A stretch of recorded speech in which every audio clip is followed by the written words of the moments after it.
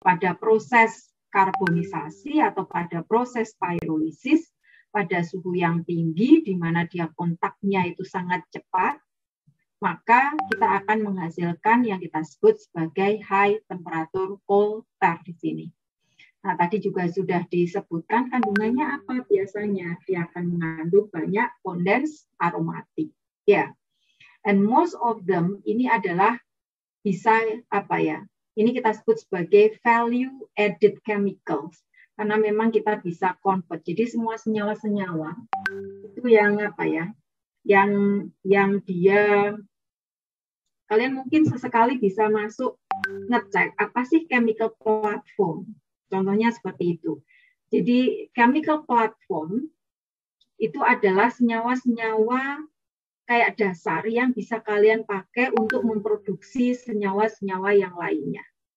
Kemarin yang di lab itu kita concern itu adalah mengenai levulinic acid ataupun hidrometilfurfuran seperti itu. Mengapa itu menjadi salah satu chemical platform yang kita concern? Karena hampir semua chemical platform itu biasanya diderive atau diturunkan dari crude oil ataupun jadi senyawa-senyawa yang tidak renewable. Nah, khusus untuk HMF maupun levulinic acid ini bisa kita turunkan dari biomass seperti itu. Jadi bisa kita gunakan dari sugar base.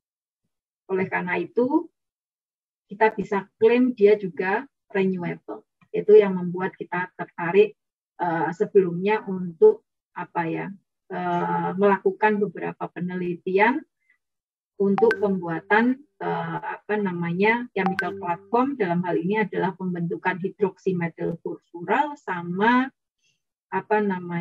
levulinic acid. Jadi kita gunakan bahan-bahan lignoselulosa yang kita convert jadi gula ya. Jadi gula-gula sederhana nanti kita bisa dehidrasi, kemudian kita reaksikan kembali pada kondisi asam sehingga nanti dia akan menjadi asam levulina seperti itu.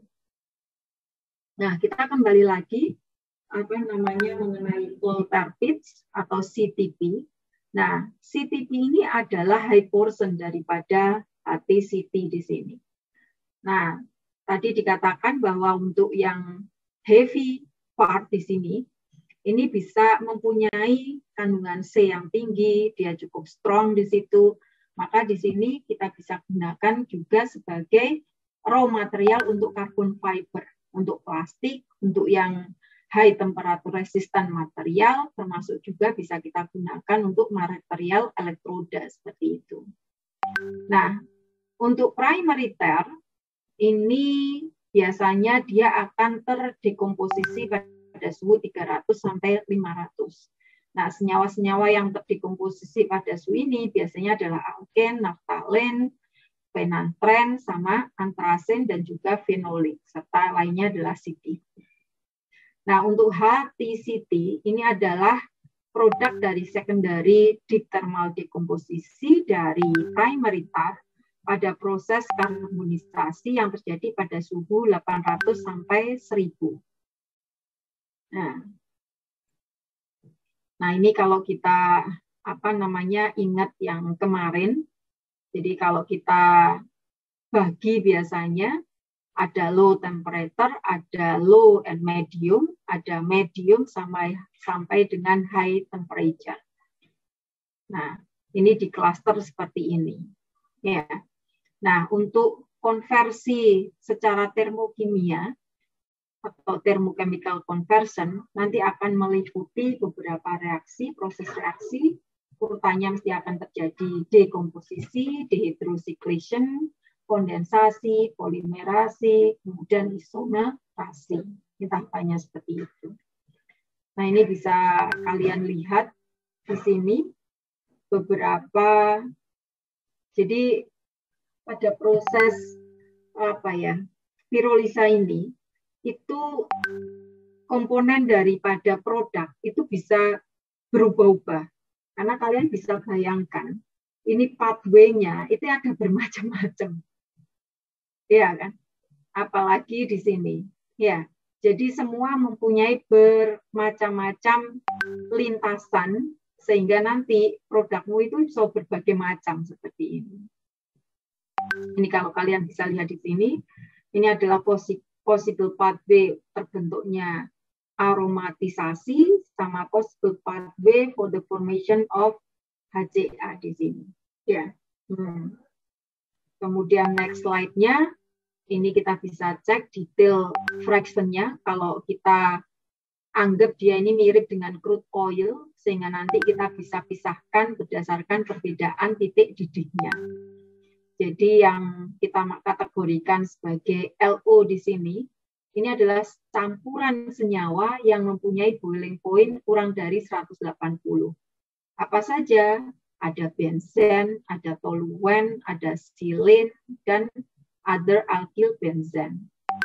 Kalau fraksinya PO di sini, boiling point-nya adalah antara 180 sampai 210. Senyawa apa saja yang ada di dalamnya? Bisa fenol, naftalen, piridin, seperti itu. Hingga yang nanti kita sebut sebagai CTP di sini, atau coal tar pitch. Ya, dia masuk kategori sebagai heavy portion karena dia punya boiling point yang lebih dari 360 di sini. Nah, ini kegunaannya apa saja bisa kita cek tadi di atasnya, terutama yang untuk CTP.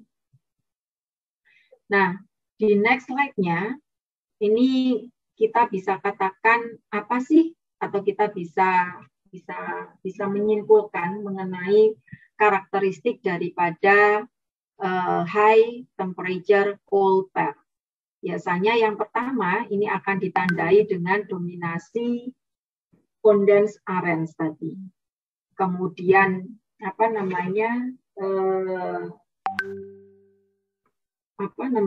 hydrogen containing aromatics ini adalah biasanya dalam kandungan yang rendah. Kemudian di mana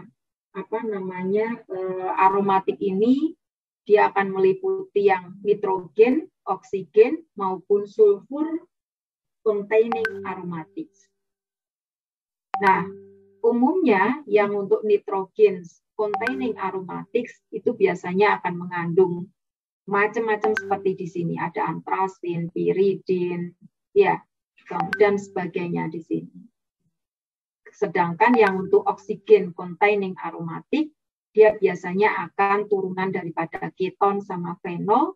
Sedangkan untuk yang sulfur containing aromatic, biasanya akan didominasi oleh thiofen. Ini sayangnya Ibu tidak masukkan senyawa-senyawa.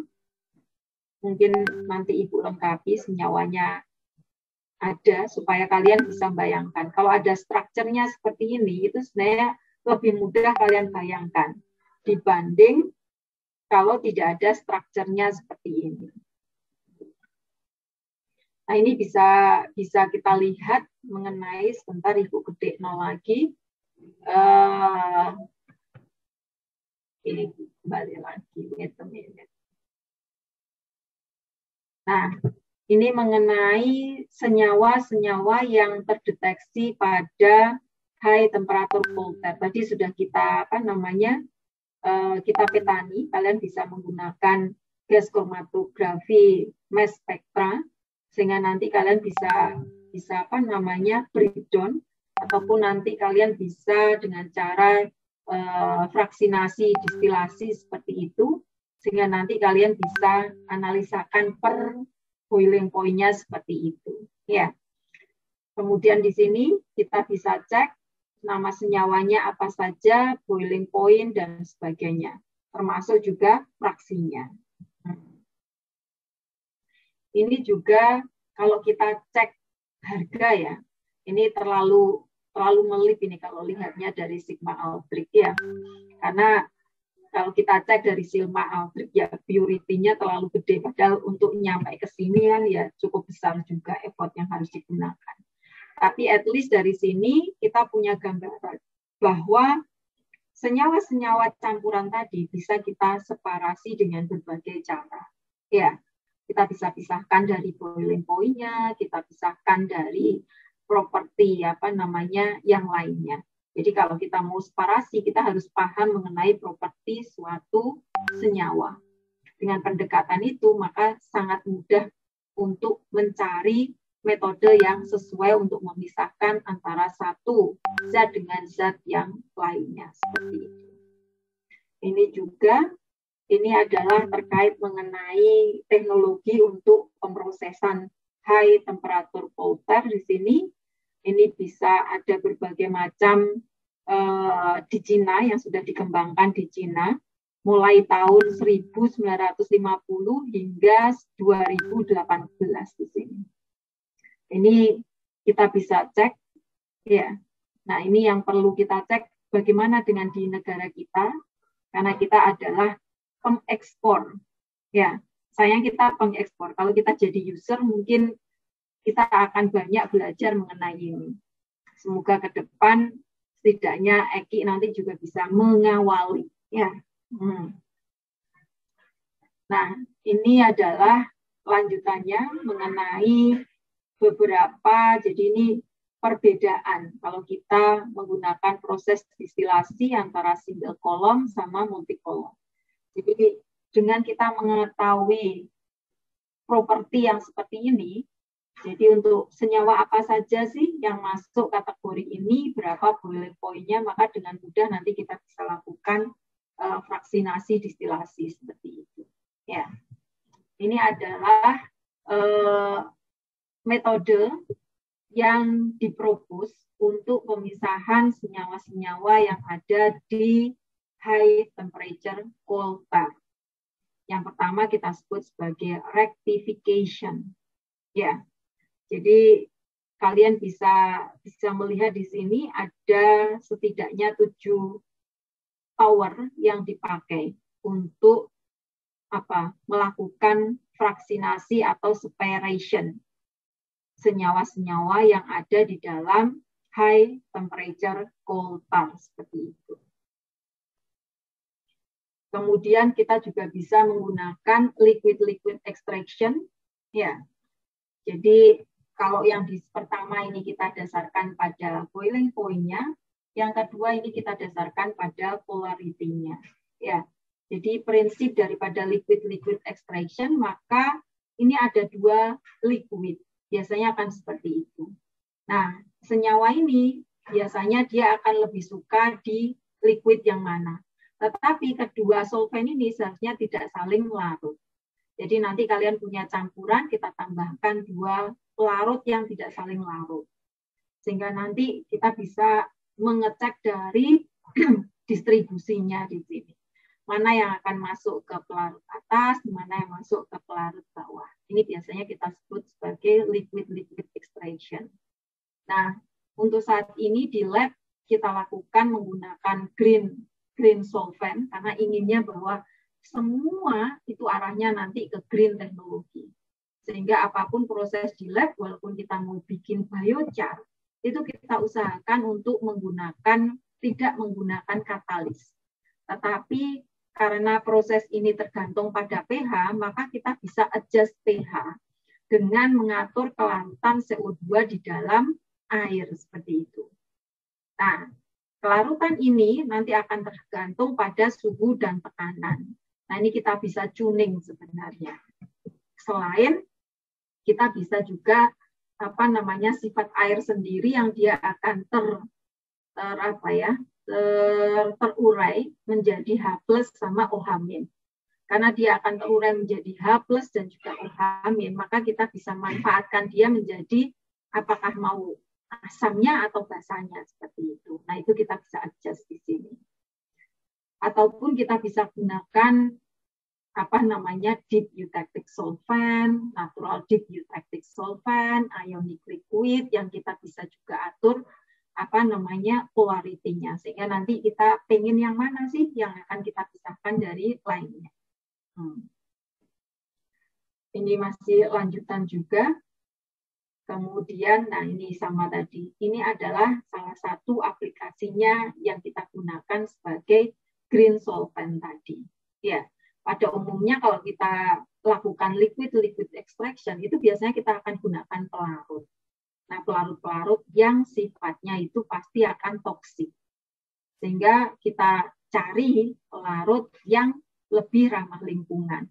Generasi pertama yang muncul itu kita sebut sebagai ionic liquids. Ya, generasi selanjutnya kita sebut sebagai yang lebih ramah lagi dibanding ionic liquid adalah deep eutectic solvent. Lebih ramah lagi adalah natural deep eutectic solvent. Nah, sampai di sini ada yang ditanyakan?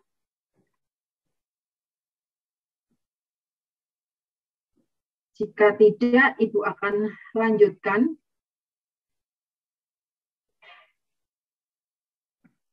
Sebelum ke break. Oke.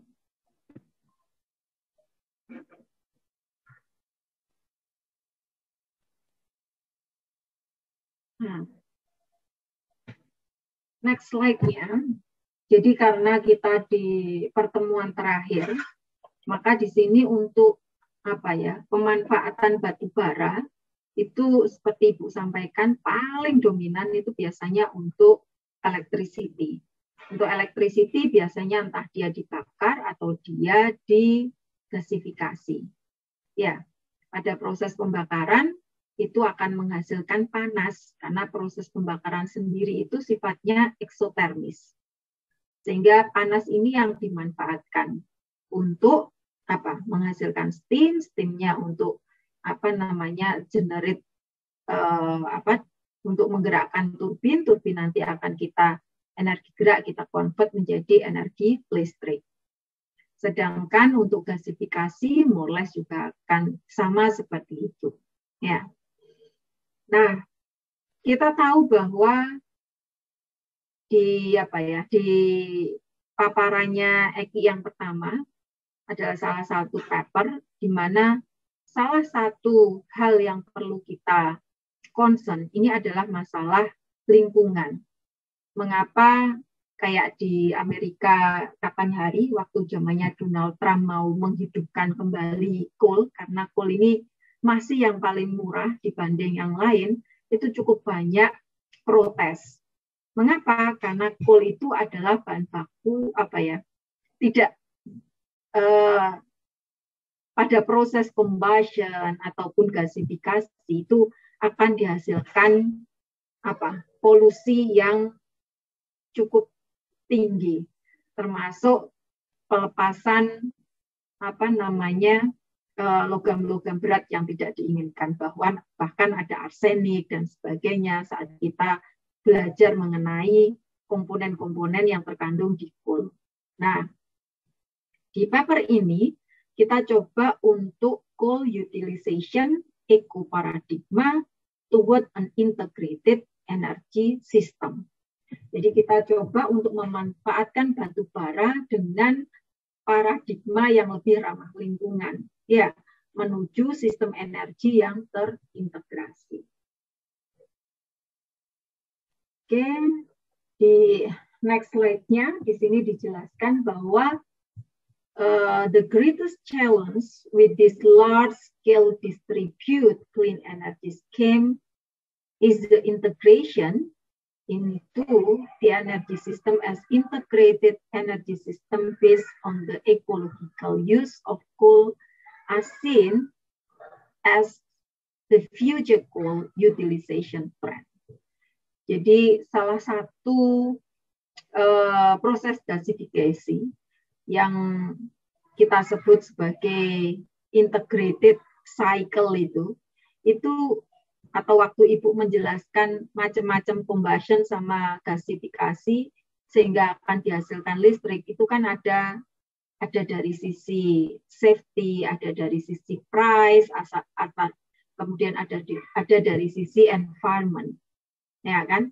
Nah, di situ kita bisa memilih proses-proses yang lebih ramah terhadap lingkungan. Namun biasanya itu akan diikuti dengan harga yang masih mahal. Biasanya akan seperti itu karena existing yang sudah ada kebanyakan kan lewat yang combustion dan sebagainya.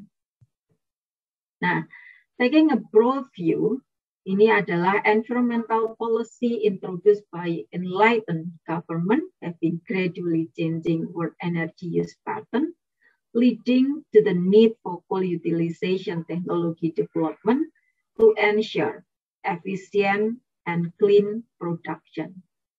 Sehingga by combining mengenai konsep paradigma dengan teknologi pemanfaatan coal yang ini, maka nanti kita kita ingin mempropos lah di sini sebuah paradigma pemanfaatan batu bara di mana kita bisa memprediksi future dari coal utilization. Jadi ini more or less seperti yang awal Eki presentasikan ya. Jadi ada beberapa stressing. Kalau kita mau stres ke pendapatan GDP negara, maka apa yang terjadi? Kalau kita stressingnya adalah di lingkungan, what will happen? Ya kan di situ juga ada. Sehingga untuk kita harus breakthrough-nya di mana sih? Sehingga di semua sisi nanti kita bisa meminimalkan yang jelek, memaksimalkan yang baik seperti itu. Nah itu bisa kita adjust di situ. Nah di sini coal utilization paradigma di sini dia di summary atau disimpulkan ada 3 tahap. Yang pertama itu adalah mendefinisikan sebagai paradigma teknologi. Sedangkan yang ketiga itu adalah paradigma ekologi. Ya. Jadi seperti yang Eki awal jelaskan, ya kan? Nah, di sini dia ada paradigma teknologi, ada paradigma ekologi.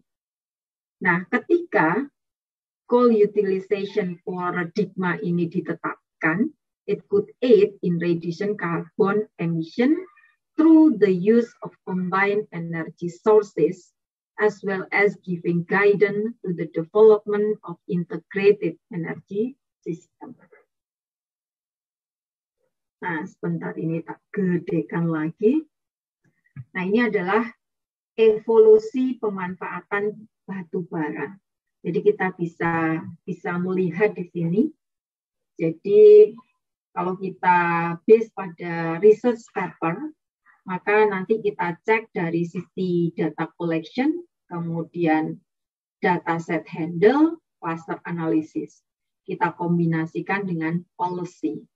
Karena kalau sudah berbicara seperti ini, mesti ada yang namanya policy.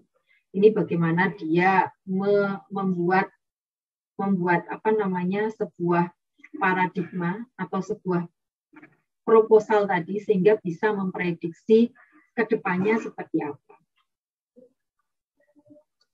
Ini lanjutnya, ini termasuk coal utilization evolusi daripada pemanfaatan batu bara. Jadi dia ngecek mulai tahun, bayangin, dari 1992 sampai 2016. Jadi ini step by step-nya, setelah nanti tahap yang di atas, maka ini mulai ngecekin. Jadi dia melihat berdasarkan tren paper-paper yang ada untuk pemanfaatan batu bara. Di awal untuk apa, hingga akhirnya sekarang dipakai untuk apa saja. Itu seperti itu. Sehingga nanti kita bisa membuat 3 tahap atau 3 paradigma seperti yang tadi kita sampaikan, ya kan?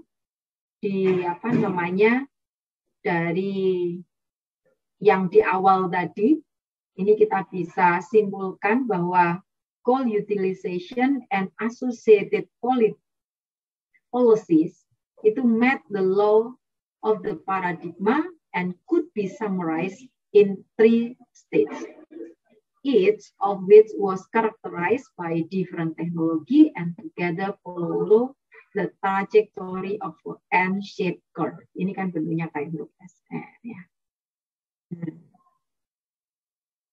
Jadi di awal akan dilakukan exploratory improvement, ya kan, karena tahap awal.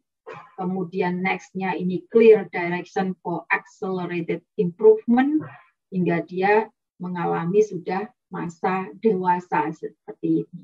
Atau kita sebut di area exploratory ini adalah competition phase, masuk ke diffusion phase, masuk ke safe phase.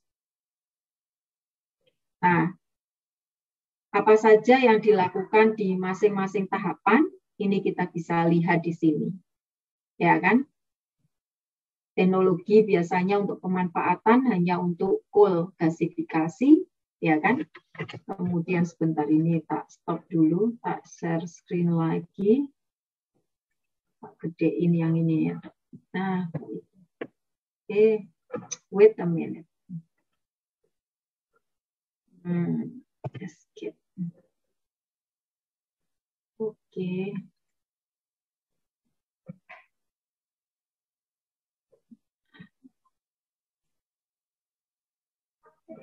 Oke. Nah, ini kita bisa lihat, ya kan, di masa-masa awal hingga tahun berapa ini? Sebelum tahun 2000-an ya. Ini teknologi atau pemanfaatan batu bara biasanya nanti kita pakai untuk coal gasifikasi. Berarti di sini kan nanti targetnya biasanya untuk listrik, extraction sama coal ash. Di sini next-nya ini sudah masuk ke CO2 capture, ke sistem, ke power plants.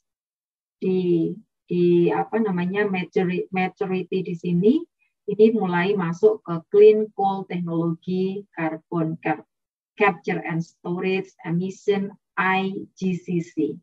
Karena IGCC ini bagian dari coal gasification, tetapi ini adalah combined cycle. Harapannya nanti akan diperoleh energi yang lebih apa namanya lebih bersih.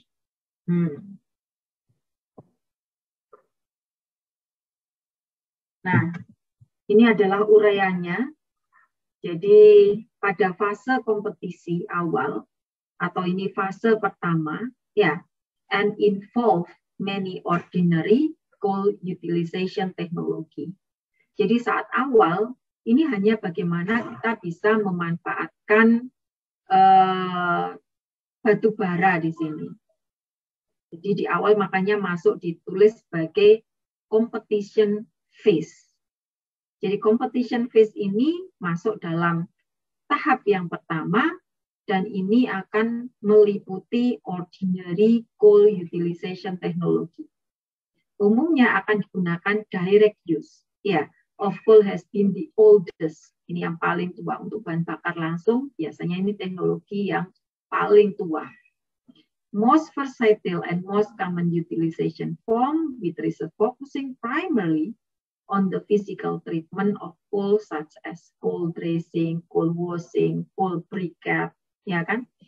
Ini masih ingat di bagian kita untuk penyiapan penyiapan batu bara, ya kan? Ini tahapan paling penting kan adalah pada proses pencucian. Karena pada proses pencucian ini kita akan misahkan mana batu bara yang mempunyai properti yang hampir mirip. Ya kan masih ingat seperti itu menjadi jantungnya pada proses coal extraction di situ. Then as the understanding of energy was in a relatively immature stage, coal research for power generation tend to be focused on simple coal combustion. Jadi di saat awal Ibu menerangkan mengenai coal utilization, terutama yang combustion, Ibu akan terangkan duluan karena ini memang adalah teknologi yang mula-mula dipakai untuk power generation, tapi dia dengan menggunakan coal combustion. The main identified coal resource use method were simple rock extraction and coal washing, which have resulted in the emission of harmful gases, toxic wastewater runoff, and coal ash, or the 3 industrial waste. Jadi pada proses combustion atau di tahap kompetisi di sini, ini amat sangat tidak ramah lingkungan karena emisi akan menghasilkan gas-gas yang membahayakan, wastewater-nya juga mengandung logam-logam berat seperti itu, termasuk juga dengan abu dari proses pembakaran tadi. Jadi baik yang dalam bentuk liquid, padat, gas, semua akan menghasilkan polusi yang bukan hanya tidak baik untuk lingkungan, pasti tidak baik untuk manusianya, seperti itu. Nah, ini akan kita lanjutkan mengenai influence mainly by potential market and related agency policy. The second diffusion phase, identify the prevailing dominant path, the comprehensive coal utilization phase. Nah, sebenarnya kalian bisa menggunakan apa ya? Tahapan ini, 3 tahapan ini untuk mengamati keadaan daerah. Yang paling kecil adalah keadaan di sekitar kita, yang lebih gede adalah keadaan negara kita. Kemudian kalian bisa komparasi dengan negara-negara yang lainnya. Ya kan? Maka sebenarnya negara kita ini baru masuk ke tahapan difusi. Kalau kita lihat teknologi secara keseluruhan. Ya kan? Karena kita aware masalah lingkungan, tapi tidak terlalu aware. Jadi baru muncul bahwa ini masih tidak baik. Ya contoh saja kalian bisa cek mulai dari makanan, apapun, ya kan? Ini baru tidak semua masyarakat kita aware mengenai makanan ini baik atau tidak. Kalau kalian terjun di grassroots seperti itu, kalian bisa lebih paham, ya. Sebagai contoh saja, kenapa Ibu tadi bilang bahwa kita mulai aware, tapi belum semuanya aware. Sehingga kita masih masuk tahap awal yang difusi tadi. Jadi kita memang sudah melewati tahap kompetisi, kita mulai masuk ke tahap difusi. Karena sebagian orang itu sudah aware mengenai lingkungan tadi. Tetapi belum semuanya. Amati saja kalau kalian tidak percaya apa yang ada di sekitar kita. Contoh sederhana, depan rumahnya Ibu itu sungai. Kalian tahu kan, di Surabaya mana ada sungai yang bersih. Sungainya itu warnanya ya hitam seperti itu, tapi sama anak-anak dipakai untuk kayak mainan di sungai, berenang dan sebagainya seperti itu.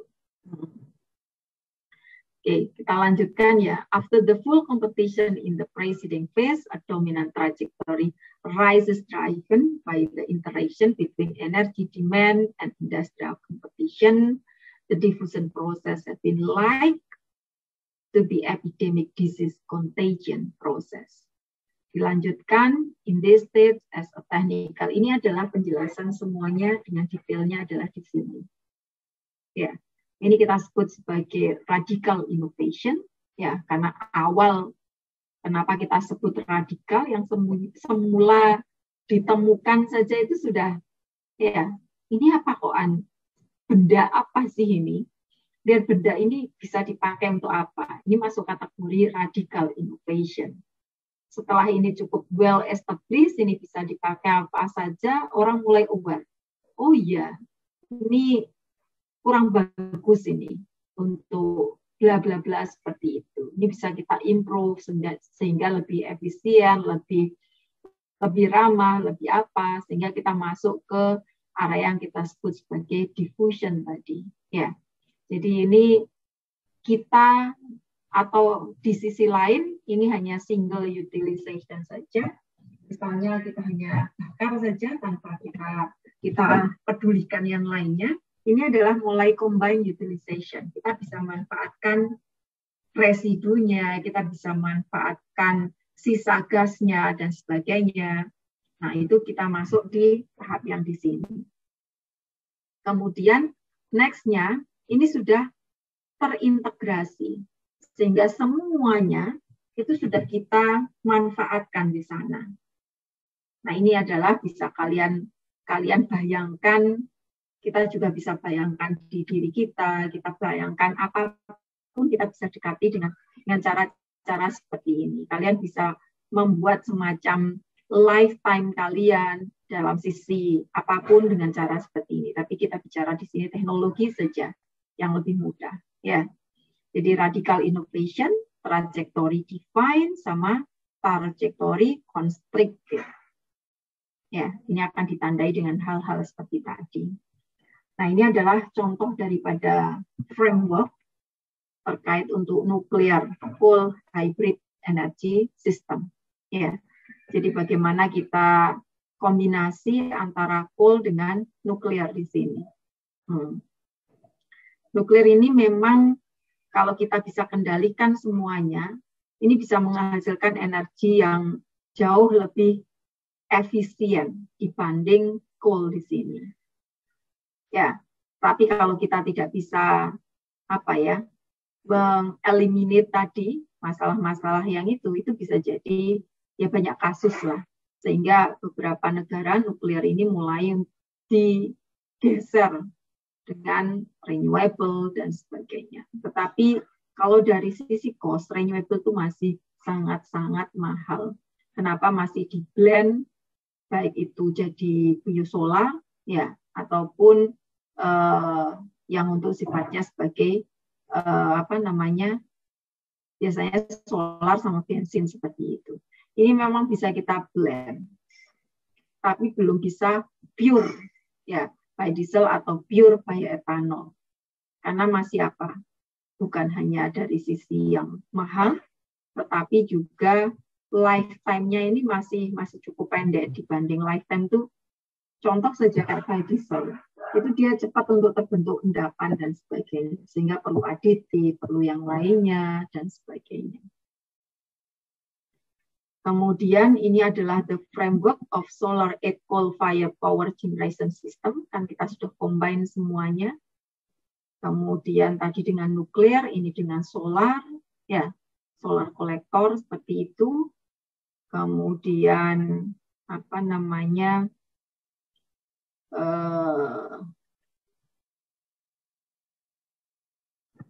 ini IGCC. IGCC ini adalah integrated gasification combined cycle. Jadi ini adalah teknologi gasifikasi yang terbaru di antara yang lain, yaitu kita manfaatkan kembali gasnya. Jadi kalau kalian lihat di sini gambaran daripada IGCC, jadi kalau kita punya coal di sini, kita pulverize, masukkan gasifier, ya kan? Kemudian nanti akan diperoleh gas, kemudian atau syngas langsung ya seperti itu. Kemudian kita bersihkan dari yang lainnya sehingga syngas yang yang kita pakai untuk menjalankan turbin di sini, karena ini suhu tinggi, ini masih panasnya kita recovery untuk menjalankan turbin yang selanjutnya, sehingga tidak ada panas yang lepas. Makanya kita sebut sebagai integrated gasification combined cycle, karena keluaran dari sini ini masih menghasilkan panas kita recovery, ini dipakai untuk steam turbin yang lainnya lagi. Sehingga nanti listrik itu bukan hanya dihasilkan dari yang di atas, tapi juga yang di bawah. Ini more or less gambaran seperti itu. Makanya di sini ditulis sebagai in area 3, some keywords such as clean coal technology, carbon capture and storage, emission, and IGCC were found. Jadi karena ini semua mereka menggunakan data-data yang ada di database mengenai publikasi dari tahun sekian ke sekian, makanya biasanya kita searching akan menggunakan keyword seperti itu. Nah, IGCC itu masuk di tahapan yang ketiga atau major tadi. Nah, ini dikatakan bahwa ada beberapa cara efektif untuk mengenerate clean coal power with integrated gasification combined cycle. Ini adalah salah satu teknologi yang prominent dikatakan seperti itu. Nah, kita juga bisa menggunakan circulating fluidized bed combustion. Ini kita sudah jelaskan saat kita bicara mengenai gasifikasi. Salah satu reaktornya kita bisa gunakan fluidized bed. Kalau circulating berarti nanti ada yang terbawa. Nah, terbawanya nanti entrainment tadi kita kembalikan di sini. Tapi kalau kita lihat gambaran di sini yang mengapa ini masuk di disruptive integrated shift di sini. Jadi ini kalau kita punya calcium lime, ya kita masukkan di lime slurry storage tank. Kemudian ini juga ada water tank. Kemudian ini ada solid fuel akan masuk, udara dari bawah karena di sini adalah fluidized bed. Ya, jadi ada gas dari bawah biasanya akan seperti itu. Kemudian nanti ini akan terbawa ke atas. Sebagiannya kita recycle ke sini. Makanya di sini ada circulating, jadi ada yang dikembalikan kembali.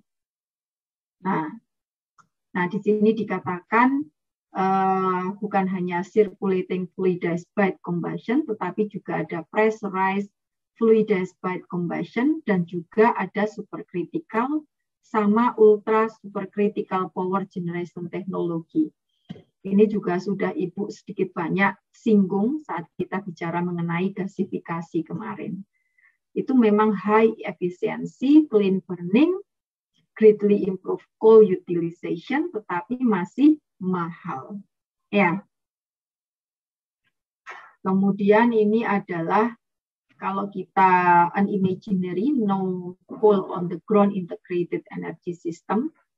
Sebentar, bayangkan yang, nah ini kalau kita bayangkan saja, maka kita bisa menghasilkan apa saja sih? Nah ini adalah imaginary no coal on the ground integrated energy system. Jadi kita bisa kombinasikan dengan wind energy exploitation and utilization on the ground. Kita juga bisa kombinasikan dengan solar energy exploitation and utilization on the ground. Kita juga bisa lakukan underground mining, choosing, filling, electricity, generating gasification, integrated development. Kemudian bisa lakukan underground intelligent power generation, underground gas exploitation and utilization, underground geothermal energy exploitation and utilization. Di sini adalah secara garis besar adalah bagaimana kita mengkombinasikan dengan energi-energi yang lainnya yang bersifat lebih hijau seperti itu dalam rangka mengintegrasikan sistem energi dengan batu bara seperti yang tadi Ibu jelaskan di atasnya tadi. Nah, ini adalah gambaran bagaimana kita mengembangkan pemanfaatan batu bara ke depannya. Jadi ini kita bisa lihat di sini the analytical framework for the development of coal utilization toward integrated energy system. Ya, jadi mesti akan terkait dengan relevan. Jadi kebijakan energi yang relevan, kemudian ini akan dikaitkan dengan sistem energi yang existing. Ya, jadi ada policy, ada sistem energi yang terkini. Kemudian apa yang kita integrasikan di sini mesti kita lewati dengan research and development design, teknologinya di-push supaya nanti bisa untuk manufacturing construction. Tarik demand, perbaikan apa lagi? Nah, ini akan seperti ini. Nah, pada proses integrated energy system inilah kita masukkan, ini mau dikolaborasikan dengan paradigma teknologi, paradigma ekologi, kemudian industri dan government dan akademia. Ini harus kolaborasi. Jadi kita harus memikirkan paradigma dari sisi teknologi, paradigma dari ekologi. Ini harus saat kita berpikir mengenai teknologi, mau nggak mau kita harus berpikir masalah ekologi. Sehingga nanti kita bisa pilih teknologi-teknologi yang tidak yang sisi hazardnya itu bisa ditekan seminimal mungkin. Dan ini harus terintegrasi dengan, nggak mungkin kita bangun benar-benar baru. Ya, itu akan sangat-sangat mahal. Tetapi yang existing ini mana yang bisa kita perbaiki, termasuk nanti kaitannya dengan ini. Ya. Oke. ini yang lebih mudah. Ini aja cukup banyak, tetapi di sini adalah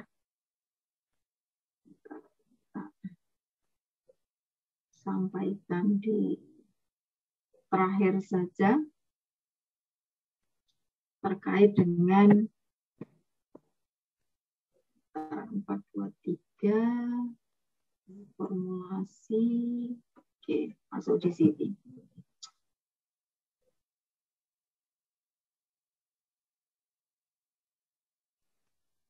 Oke.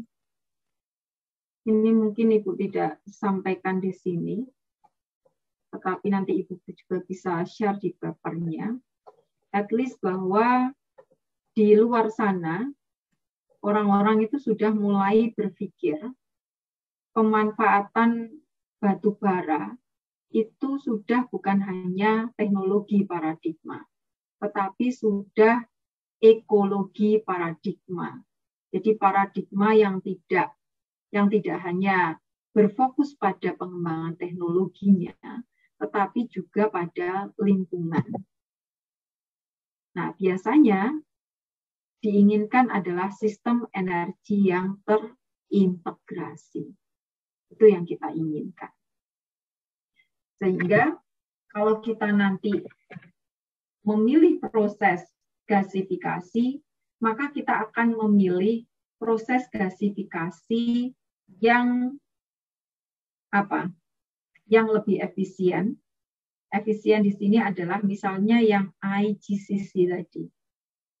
Kalau dia hanya dimanfaatkan untuk steam turbine satu saja, padahal nanti keluaran gasnya itu masih suhunya tinggi. Nah, ini akan lebih efisien, lebih saving up energi kalau ya kita manfaatkan lagi ini untuk steam turbin yang selanjutnya. Sehingga nanti electricity bukan hanya dihasilkan dari steam turbin yang pertama, tetapi juga dari steam turbin yang kedua. Otomatis efisiensi, yaitu berdasarkan listrik yang dihasilkan plus energi yang disuplai, itu akan lebih tinggi. Kemudian, kalau kita juga manfaatkan teknologi-teknologi yang lebih ramah lingkungan yang akan kita kombinasikan, mungkin di sini yang mungkin tidak dibahas adalah mengenai co-gasifikasi atau co-pyrolysis, di mana salah satu tujuan daripada co-gasifikasi di sini, co-gasifikasi ini maksudnya kita menggunakan bahan baku tidak hanya dari coal, tetapi kita tambahkan dari biomass, sehingga kita sebut sebagai co-gasification. Harapannya apa? Dari sisi biasanya pada proses gasifikasi nanti itu ada diinginkan rasio C per H tertentu. Ya. Nah, dengan adanya co-gasifikasi, rasio ini bisa terpenuhi. Selain juga bisa mengurangi kalau coal yang kalian gunakan lebih sedikit, maka otomatis emisinya juga akan lebih sedikit. Nah, itu beberapa cara. Walaupun di sini tidak ditulis secara, tidak dijadikan stressing, karena mereka stressingnya adalah dengan pemanfaatan hybrid dengan nuklear, hybrid dengan solar, hybrid dengan renewable energy yang lainnya. Baik, sampai di sini ada yang ingin kalian diskusikan, silahkan. Sebelum Ibu lanjutkan satu lagi. Suasananya sudah ujian ya.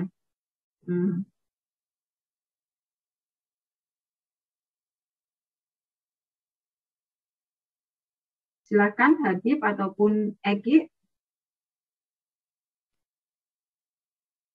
Oke, Egi ada yang ditanyakan?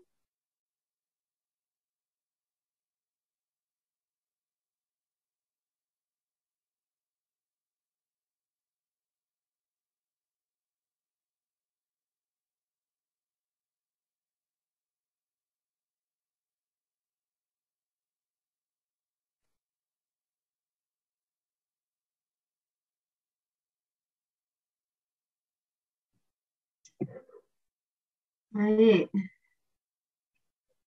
Jika tidak ada,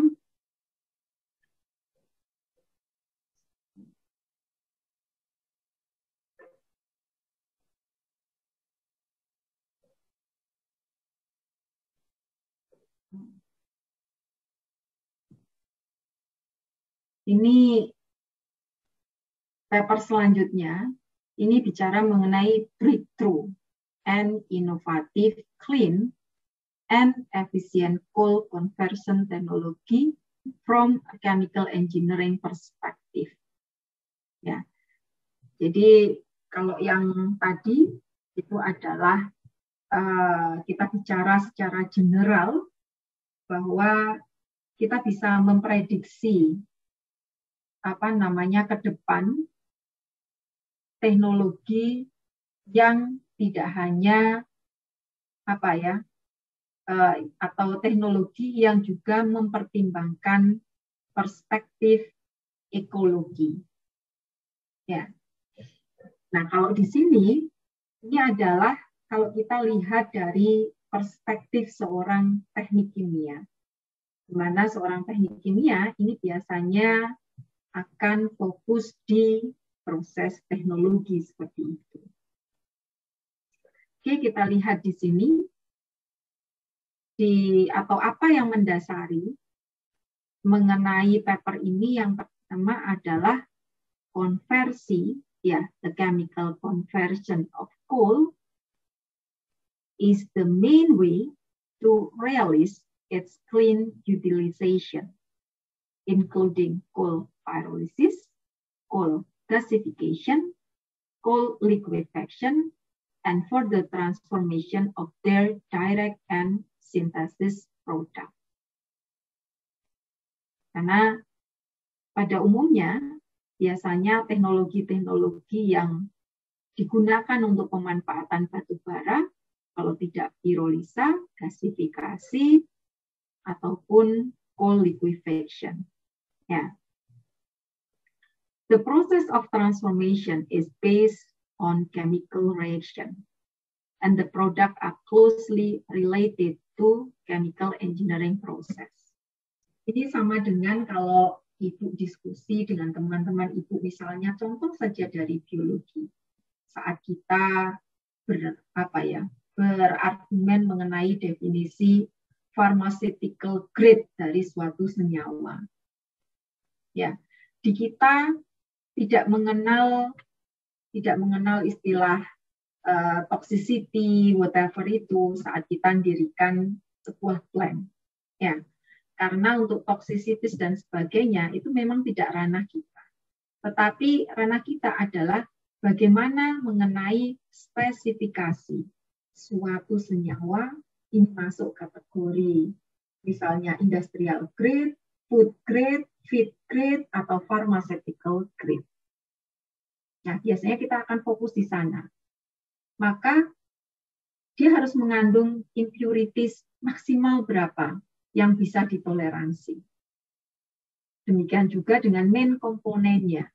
Ini harus minimal berapa. Nah, itu kita akan fokusnya biasanya akan di sana. Ini kalau kita seorang chemical engineer. Makanya di sini dikatakan bahwa konversi kimia dari batu bara adalah salah satu cara untuk realize pemanfaatan yang lebih bersih atau clean utilization, termasuk pada proses coal pyrolysis, gasifikasi batu bara, liquefaction batu bara, ataupun transformasi selanjutnya. Karena dari coal gasification kalian juga bisa menghasilkan hidrogen, benar kan? Karena nanti dari syngas, salah satu senyawa syngas adalah hidrogen. Hidrogen ini bisa kita separasi dari lainnya sehingga menjadi salah satu jenis daripada fuel seperti itu. Oke.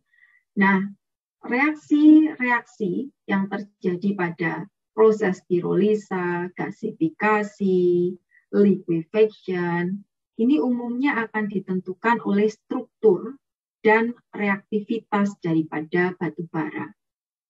Betul kan? While chemical engineering processes mainly include unit operation, reaction engineering, transfer processes, thermodynamic, sama kinetik. Kenapa di teknik kimia, core-nya dari teknik kimia itu biasanya reaction engineering, transfer process, sama thermodynamic. Misalnya kinetik sudah masuk ke reaction engineering. Unit operation itu sudah masuk ke reaction engineering, transfer process, sama thermodinamika. Ya, karena unit operation ini kan sudah sebuah proses, sehingga di dalamnya juga ada reaksi, ada proses transfer, ada kinetika, ada thermodinamika, seperti itu. Nah, hal yang tidak kalah penting, di mana ini hanya bisa dilakukan oleh kita, yaitu sarjana teknik kimia, adalah proses yang melibatkan katalis, jadi atau catalytic processing.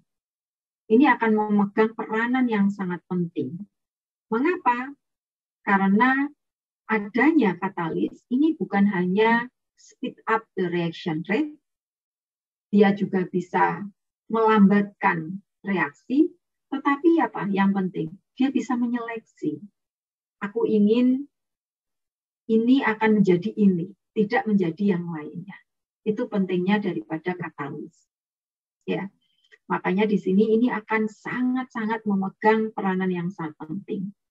Ada salah satu novel yang Ibu baca, sebenarnya bagus sekali. Jadi judulnya itu apa? Penemuan, salah satu penemuan yang mengubah dunia. Penemuan yang mengubah dunia adalah ditemukannya apa? Salah satunya ditemukannya pupuk. Pada proses pembuatan pupuk kita juga perlu katalis kan. Tetapi Ibu akan bercerita mengenai pupuk ini menjadi sebuah penemuan yang mengubah dunia. Mungkin kalau tidak ditemukan pupuk, Ibu juga belum tentu ada di dunia ini, demikian juga kalian. Karena apa? Supply dan demand ini loh.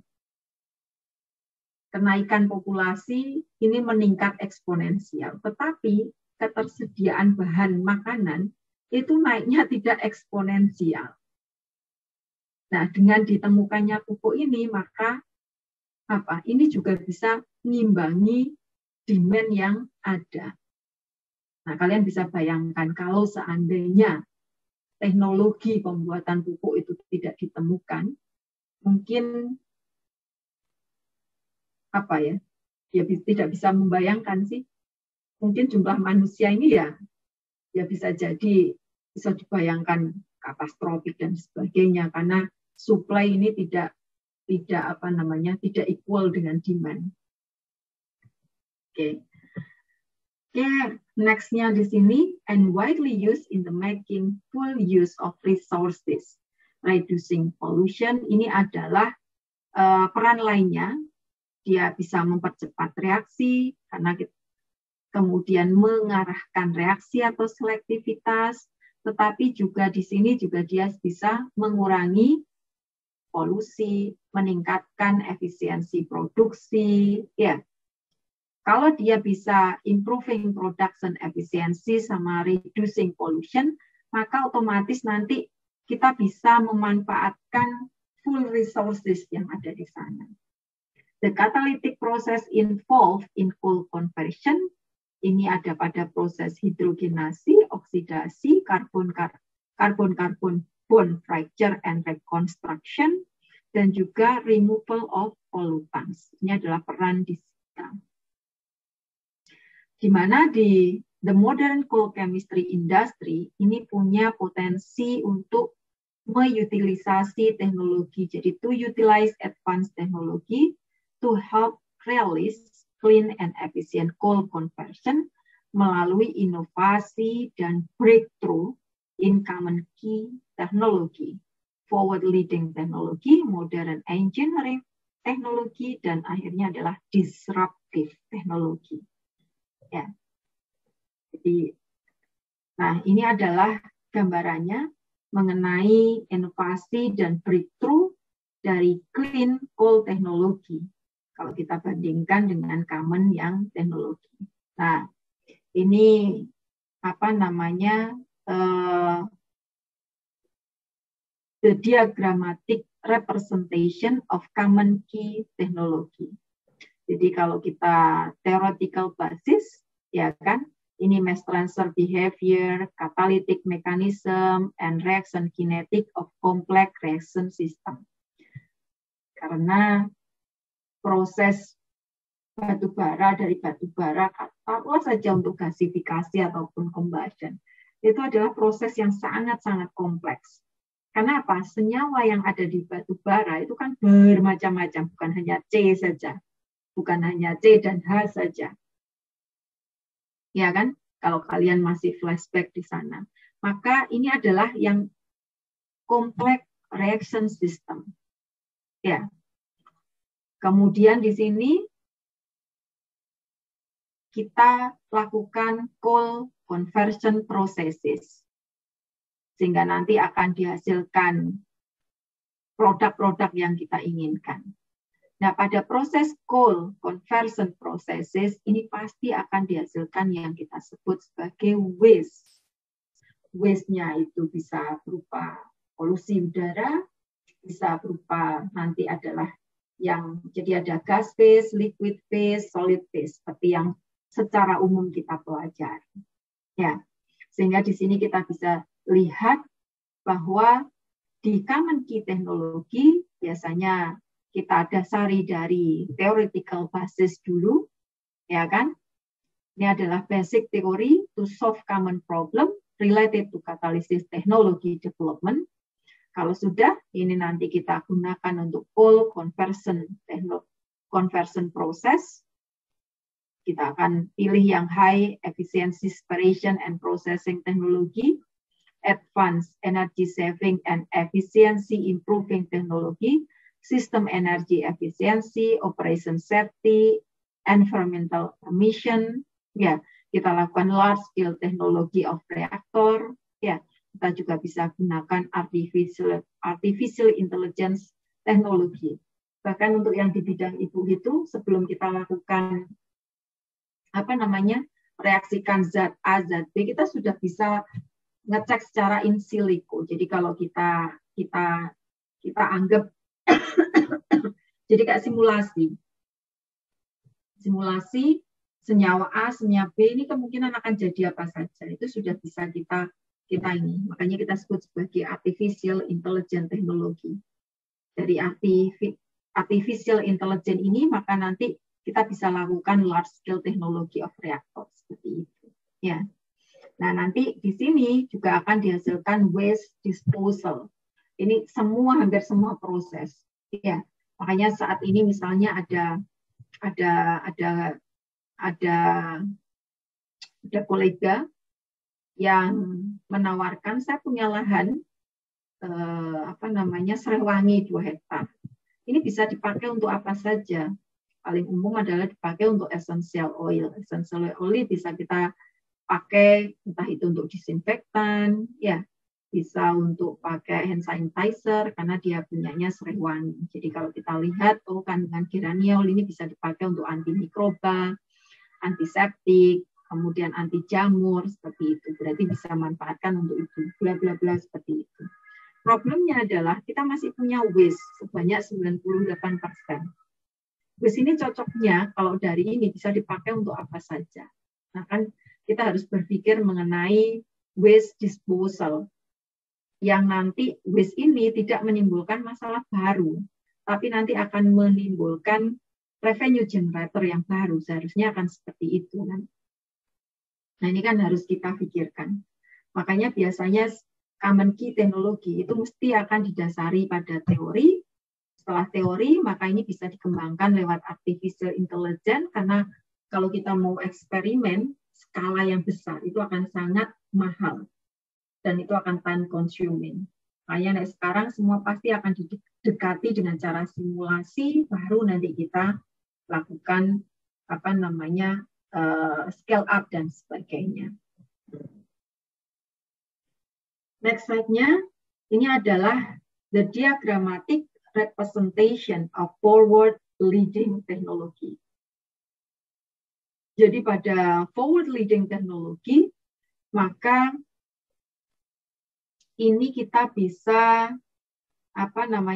teknologi taruhlah saja untuk coal liquefaction.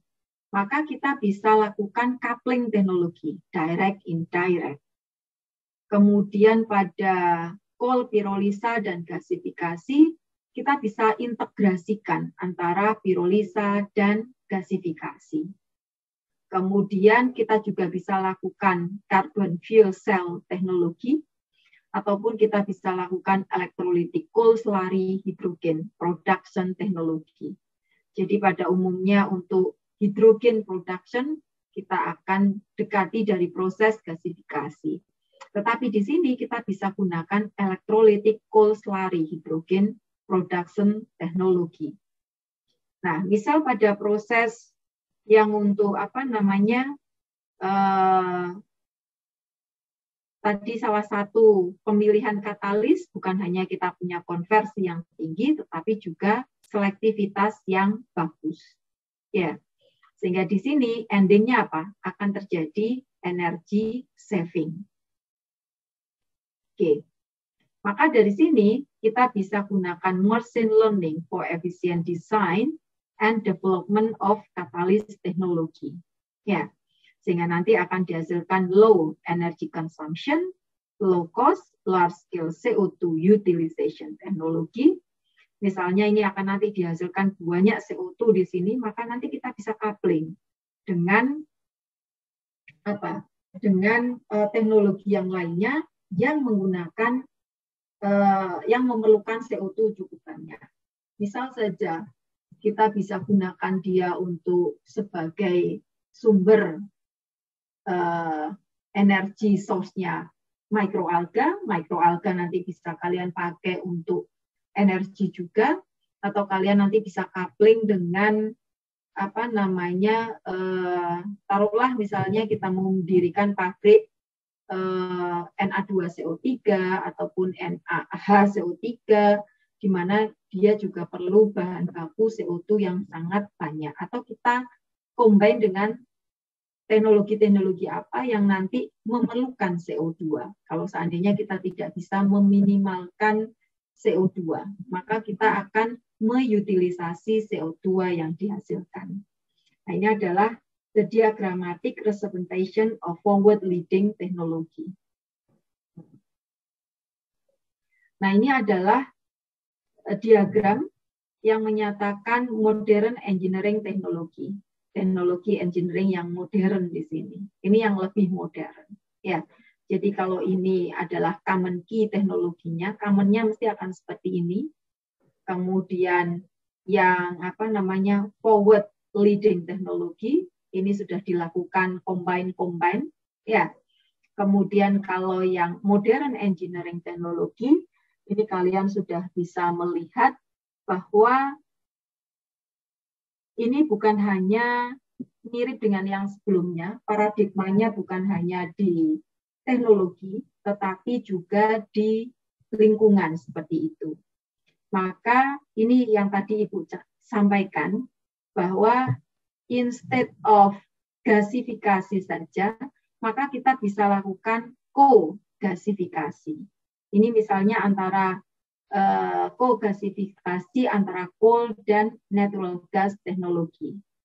Ataupun kita bisa kembangkan untuk pulverized coal pyrolysis teknologi, di mana nanti ini bukan hanya menjadi efisien, tetapi juga konversinya lebih baik, lebih efisien akan seperti itu. Nah, ini ada decoupling dengan berbagai macam. Atau misalnya kita lakukan composite energy system teknologi for coal and other raw material or energy.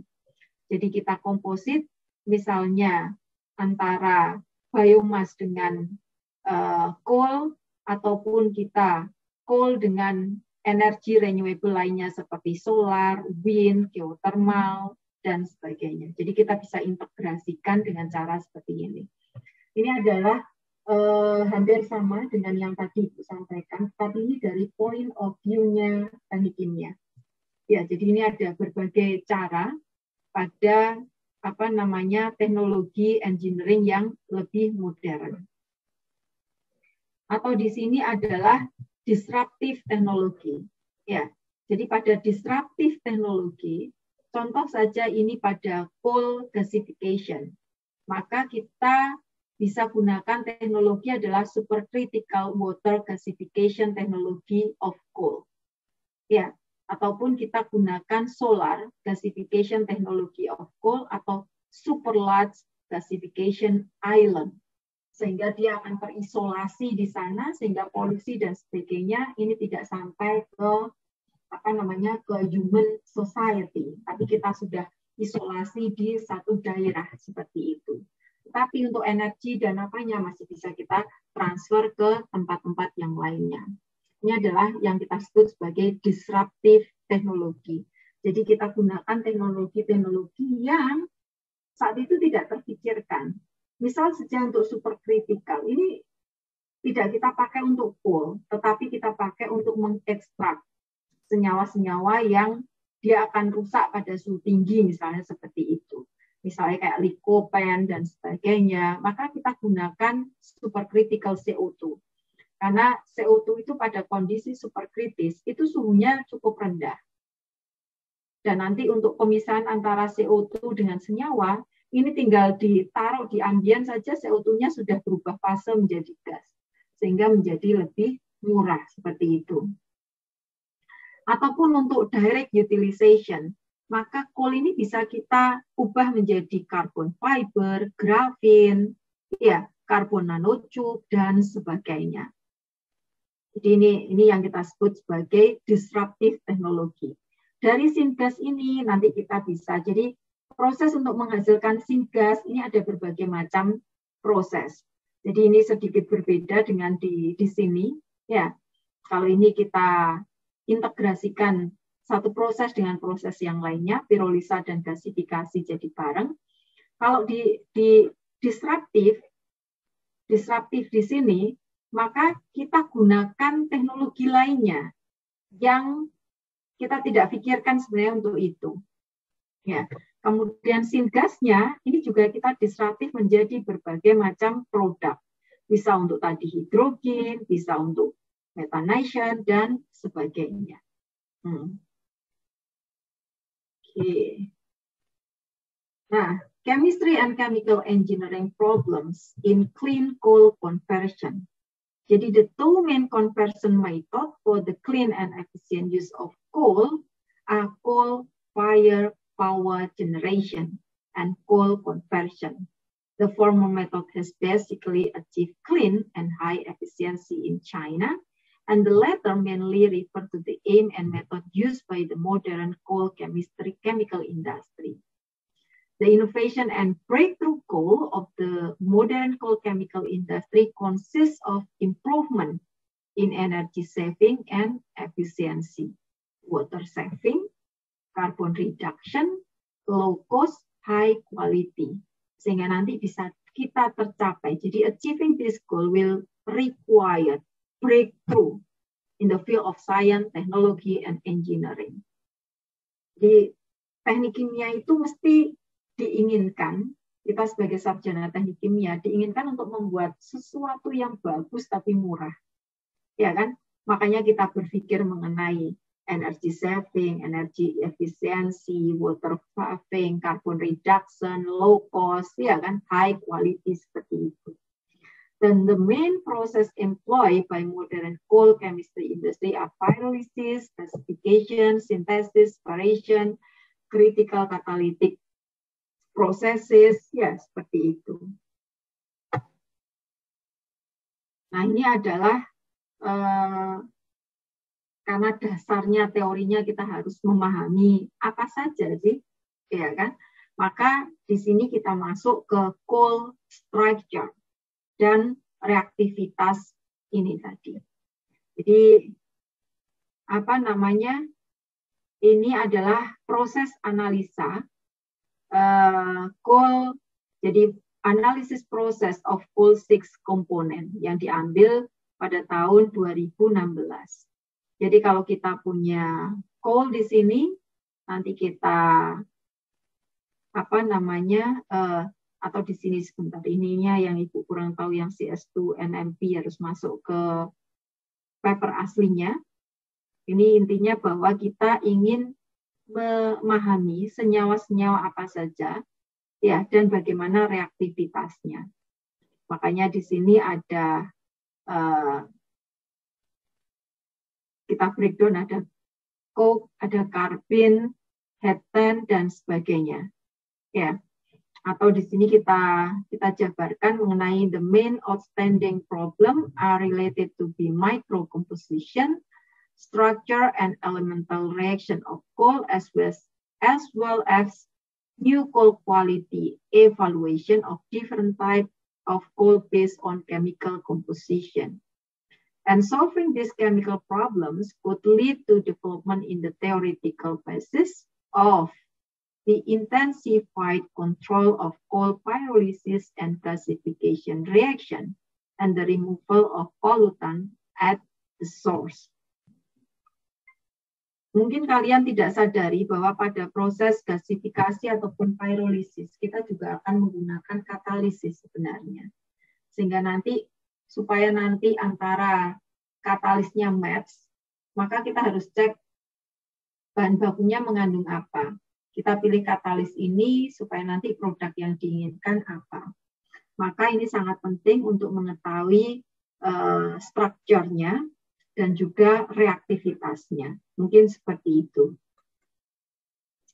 Nah, next-nya ini klasifikasi main coal-based product and conversion technology hat di sini. Jadi secara umum kalau kita punya batu bara, maka ini kita bisa convert menjadi gas fuel, liquid fuel, chemical, sama others. Jadi kalau kita proses gasifikasi, kita akan menghasilkan gas fuel, ya kan? Kalau kita pirolisa ataupun liquefaction, otomatis kita punya liquid fuel, ya. Ataupun nanti kita akan ubah ini, taruhlah mau menjadi hidrogen, menjadi senyawa kimia yang lainnya, ya, atau akan kita proses menjadi yang lainnya. Maka di sini misalnya untuk gas fuel, maka kita lakukan gasifikasi di sini. Kalau liquid fuel kita bisa lakukan liquefaction. Kita ingin menghasilkan, kita convert menjadi chemical, maka bisa kita lakukan coal-based metan, taruhlah seperti itu. Sehingga nanti akan dihasilkan coal-based dimethyl ether dan sebagainya. Atau kita akan jadikan yang lainnya. Misal kita lakukan pirolisa. Nanti akan dijadikan amonia, akan kalsium karbida, coke, dan sebagainya. Nah, atom ekonomi di sini adalah isu utama untuk improving the utilization efficiency of coal as a raw material resources and product yield of coal conversion, as well as releasing energy saving, energy efficiency, and environmentally friendly chemical engineering. Jadi atom ekonomi reaksi di sini adalah, jadi biasanya ini adalah raw material, kemudian ini teknologi tengahnya, ini adalah produknya apa saja. Ini bisa kita katakan seperti itu. Nah, dengan mengetahui ini, maka kita nanti bisa memperbaiki teknologi-teknologi yang sudah ada. Sehingga nanti semuanya bisa kita utilisasi atau kita tambah nilai gunanya seperti itu. Sehingga nanti kita perlu mengetahui atau kita perlu mengklasifikasikan. Jadi the classification and technology of coal-based product are diverse and the application of atom economy has the potential to achieve effective result. Jadi atom economy reaction tadi ini adalah supaya nanti kita bisa develop proses yang semua raw material itu bisa kita utilisasi. Atau semua produk intermediate ini masih bisa kita tingkatkan added value-nya. Harapannya apa tadi? Nanti bisa ini tadi, ya, energy saving, ya, increase efisiensi, dan lebih ramah lingkungan. Nah, next-nya ini adalah masuk ke adjustment of the hydrogen carbon monoxide ratio. Jadi, seperti yang tadi Ibu sampaikan, bahwa supaya proses ini nanti berjalan dengan baik, kita akan memerlukan perbandingan H per C tertentu di sini. Nah, ini misalnya kita punya coal, kalau kita gasifikasi, ini biasanya akan dihasilkan gas dengan komposisi CO 35%, hidrogen 40%, CO2 20%. Kalau proses pyrolisis, ini akan dihasilkan CH4 sekitar 25, CO6, hidrogen 58. Sehingga kita perlu dilakukan reformulasi kalau mau kita convert kembali senyawa-senyawa yang dihasilkan dari gasifikasi maupun pirolisa.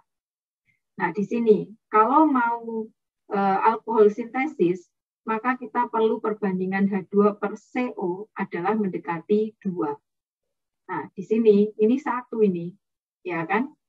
Sedangkan kalau di sini dibanding dengan CO, nah ini jauh lebih besar dari 2 di sini. Sedangkan kalau kita mau sintesa ether, maka perlu H2 per CO, ini adalah 1. Maka kita bisa gunakan metode gasifikasi kalau targetnya adalah sintesa ether. Nah, ini adalah dual gas without change. Jadi kalau kita punya CH4, kita reaksikan dengan CO2, akan dihasilkan CO plus H2. Maka apakah nanti CH4 ini kita reaksikan lagi supaya jadi ini, sehingga nanti kita akan memperoleh rasio yang diinginkan. Atau single gas, maka dia akan dihasilkan ini.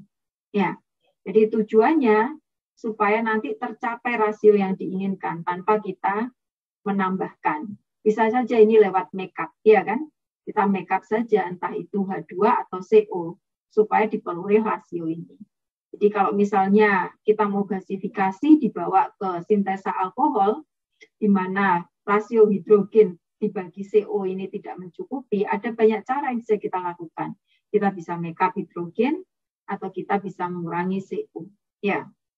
Maka di sini kita bisa mencari atau menemukan strategi baru untuk solving chemical problem by dengan cara mengatur hydrogen carbon ratio of coal-based synthesis gas is key to achieving significant saving and carbon emission reduction in the coal chemistry industry. Ataupun preparation method for two-head non-transformable syngas can adjust the ratio. Tadi Ibu yang sudah sampaikan. Kalian bisa mulai dari awal di sini, memilih proses, tergantung dengan target komponmu mau apa. Mau sintesa alkohol atau ini contoh saja. Ini bisa ada sintesa-sintesa yang lainnya. Sehingga nanti kalau hanya coal saja akan dihasilkan komposisi seperti apa. Kalau misalnya ini co-gasification dengan biomass, komposisinya juga akan seperti apa. Ini bisa kita awali dari sini. Atau kita memilih cara kedua dengan cara direformulasi. Ya, kita bisa koreksi dari awal atau di tengah. Itu bisa. Ini adalah salah satu contoh mencari strategi dengan mengatur perbandingan hidrogen dengan karbon. Nah, ini adalah activation of basic chemical bonds. Jadi, the study of molecular simulation and quantum chemical calculation of carbon chemical bonds based on the catalytic activation of CH bonds and CO bonds as well as CC coupling reaction are conducive to the target design of catalyst and in turn may lead to disruptive technology breakthrough. Jadi nanti karena kita biasanya sudah ada contoh senyawa coal itu apa saja. Nah, kita bisa ngitung ya melalui chemical bond. Apakah dia CH, CO, CC, single bond, double bond, dan sebagainya itu kita bisa hitung. Sehingga nanti kita dengan menggunakan simulasi pendekatan dari energi aktivasinya, maka kita bisa melakukan sebuah pendekatan. Maka untuk kita proses ini, proses yang cocok seperti apa, kemudian nanti harus pakai katalis apa, produknya nanti kemungkinan apa saja. Itu bisa kita dekati dengan cara energi aktivasi yang ada di sini. Ya kan? Karena rule of thumb-nya itu kita bisa dari T saja kita bisa mendekati, bisa ngitung berapa energi aktivasinya. Ya kan? Kasarannya akan seperti itu. Atau sebaliknya, dari energi aktivasi kita bisa menghitung kira-kira kita perlu suhu berapa untuk memecahnya menjadi senyawa yang kita inginkan. Nah, next-nya adalah mengenai highly selective conversion and separation. Contoh saja, kalau kita punya batu bara, kita lakukan pirolisa. Maka kita bisa memilih katalis yang pas, atau kita bisa kondisi operasi yang pas, sehingga nanti targetmu mau menghasilkan gas, perka, atau coke seperti itu. Demikian juga dengan liquefaction. Ya, ini apakah nanti direct liquefaction atau thermal liquefaction? Ya, kemudian apa liquefaction residunya, gas diesel, chemical, seperti itu. Ataupun nanti gasifikasi, jadi syngas mau dipakai untuk produksi amonia, produksi gas alam, ya, produksi berbagai produk seperti petroleum, LPG, diesel oil, petrol, atau mau kita arahkan ke glikol, hidrogen, atau metanol di sini. Now, for clean and efficient coal conversion processes, fundamental research into the highly selective conversion of reactant and selective separation of similar components in complex system is necessary to realize the low cost and high quality development of modern coal chemical industry. Ibu berharap bahwa di PPT yang ketiga ini kalian lebih punya gambaran mengenai pemanfaatan batu bara secara overall di sini. Bahwa tergantung pada teknologi proses yang kita pilih, tergantung pada katalis yang akan kita gunakan, kita bisa adjust senyawa-senyawa atau produk-produk yang kita inginkan. Produk ini bisa kita upgrading lebih lanjut untuk menjadi senyawa-senyawa lainnya yang kita inginkan. Contoh saja dari TER, ini bisa kita pisah tadi yang PPT yang pertama, kita bisa jadikan dia light portion-nya apa saja, heavy portion-nya apa saja. Light-nya nanti bisa kita convert lanjut atau kita separasi lanjut menjadi berbagai macam senyawa. Demikian juga dengan yang heavy portion-nya tadi. Kemudian untuk gasifikasi, syngas ini bisa kita proses lanjut untuk memproduksi amonia, kita proses lagi menghasilkan gas alam, kita proses lagi menjadi entah itu petroleum, LPG, diesel oil, petrol, atau kita ingin proses lanjut jadi hidrogen, kita proses lanjut jadi metanol. Metanol pun nanti mau diproses lagi jadi alken, propilen, dimethyl ether, alkohol ether fuel, aren, petrol, acetic acid, dan sebagainya. Ya, ini Ibu harap kalian bisa tahu betapa luas manfaat hanya dari batu bara saja untuk menjadi berbagai macam produk. Ya, tergantung nanti proses yang akan kalian pilih. Tapi biasanya proses ini akan tergantung produk apa yang kalian inginkan. Kalau kita bikin preliminary design, mesti kan targetnya adalah kita cek supply and demand itu dari produk yang akan kita hasilkan. Ya kan? Kita cek dari data supply and demand. Oh, demand-nya ini lebih tinggi dibanding supply yang ada, maka kita ada kesempatan untuk membuat pabrik itu. Tetapi kalau supply itu sudah ada, maka chance kita untuk mendirikan sudah tidak ada. Ya kan? Kenapa supply and demand ini menjadi parameter pertama yang kita tentukan. Ya, karena kalau demand itu lebih tinggi, berarti kita masih ada kesempatan orang membeli produk kita. Ya, atau kecuali kita akan konversi lanjut, ini menjadi intermediate product seperti itu. Ini beda lagi. Ini bicara bahwa itu akan jadi end product, kasarnya seperti itu. Langkah pertama adalah dari data supply and demand. Kalau sudah, kita akan masuk bahan bakunya apa yang mungkin untuk hasilkan ini. Balik lagi ke supply and demand. Semakin banyak supply bahan baku, maka harga menjadi lebih murah. Benar kan? Nah, itu yang akan dasar kita pilih. Next-nya kita akan tentukan kapasitas yang optimal. Kapasitas optimal itu adalah kapasitas yang akan memberikan margin yang tertinggi atau optimal. Itu sebenarnya. Nah, kalian biasanya tidak pernah berpikir mengenai itu tadi. Aku margin yang terbaik itu berapa tidak pernah kalian hitung. Ini, ya. Sebenarnya ini bisa kalian hitung. Sehingga nanti kalian bisa mencari kapasitas yang terbaik, kasarannya seperti itu, atau optimal. Next-nya, kalau sudah diketahui mau pakai bahan baku apa, produk apa, maka kalian bisa list. Prosesnya apa saja di sana. Ada proses A, B, C, D, E. Biasanya masing-masing proses itu punya kelebihan, kekurangan. Maka kalian petani. Kita ingin yang lebih banyak kelebihan dibanding kekurangannya. Sehingga proses ini nanti yang akan kita pilih. Kan biasanya akan seperti itu. Ini adalah setidaknya cara kita membangun pikiran supaya nanti plan itu sampai berdiri seperti itu. Nah, next-nya ini adalah coupling of multiple energy sources. Ini juga kelebihan dari teknik kimia. Kalian belajar mengenai sinkro dan sebagainya. Targetnya kan sebenarnya untuk melakukan efisiensi. Ya kan? Seperti yang contoh paling gampang tadi adalah IGCC, ya.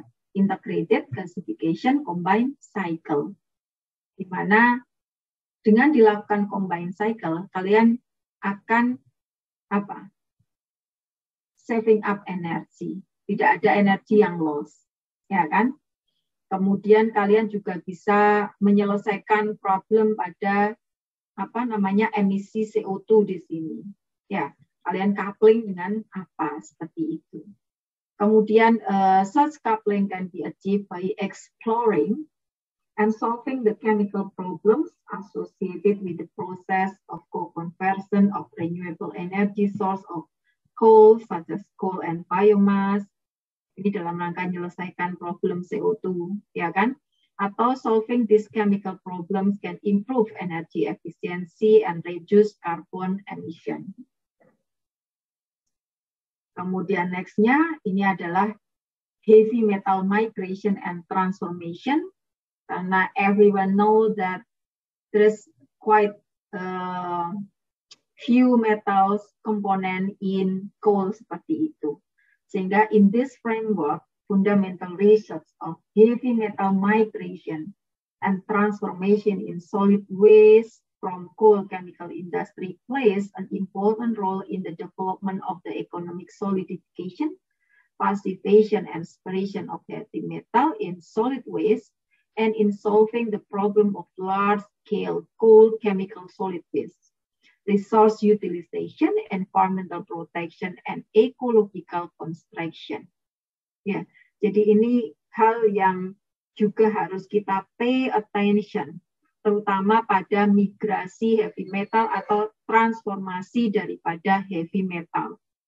Ya, karena ini menjadi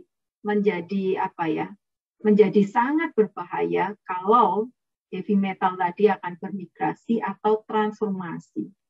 Apalagi ini sampai kita inhale ataupun masuk ke tubuh kita. Oke, terakhir mengenai concluding remarks tadi, kalian bisa menyimpulkan sendiri peran daripada teknik kimia dalam breakthrough ataupun inovasi sehingga nanti akan dihasilkan clean and efficient coal conversion technology. Kita masih ada waktu 10 menit. Silahkan jika ada yang ingin ditanyakan. Nanti hari Kamis kita ada kuis 2. Eki maunya jam berapa nanti yang kuis 2? Di malam hari sih Bu, yang penting jam malam hari juga ya. Oke. Nah, ini tugas yang portofolio tolong nanti dibuat dalam bentuk buku mulai dari bahan pertama yang dipresentasikan hingga sebenarnya kurang 1 kan, tapi it's okay lah karena ini sudah musim ujian hingga sampai ke pirolisa saja. Oke, Bu. Itu tadi dalam format Word atau PDF aja, Bu? Word saja. Ya, karena nanti setelah beberapa generasi kalau sudah bisa Ibu itu akan kita publish dalam bentuk textbook lah untuk adik-adik kelas kalian. Di-compile ya, Bu ya? Ya, compile, tak ambil yang saling melengkapi antara batch sebelumnya dengan batch sekarang. Mungkin seperti itu. Baik, dari diskusi atau apa yang tadi Ibu sampaikan, ada yang ditanyakan? Habib, Eki, silakan.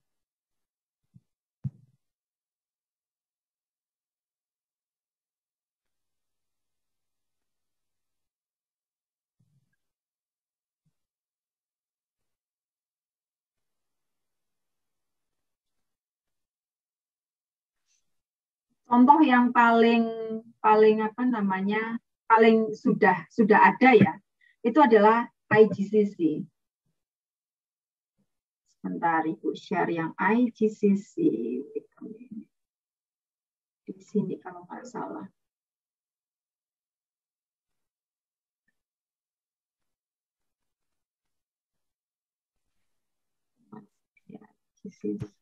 Yes, ini mungkin.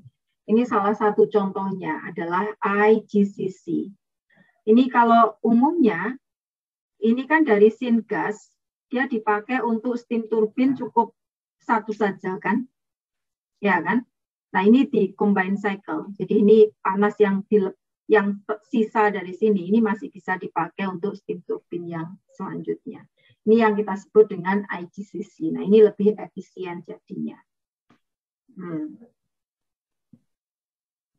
Ini contoh yang tapi ini sekarang sudah tidak, maksudnya Ibu bahwa ini booming di tahun berapa ini ya, 6 tahunan yang lalu atau 10 tahun yang lalu. Sekarang mungkin teknologi juga ini sudah sangat established ya.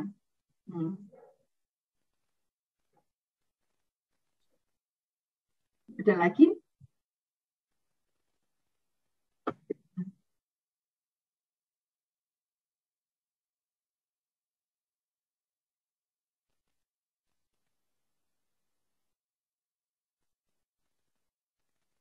Oke, wait a minute. Ini tak tunjukkan yang balik ke paper di sini. Breakthrough. Kita ceknya di sini.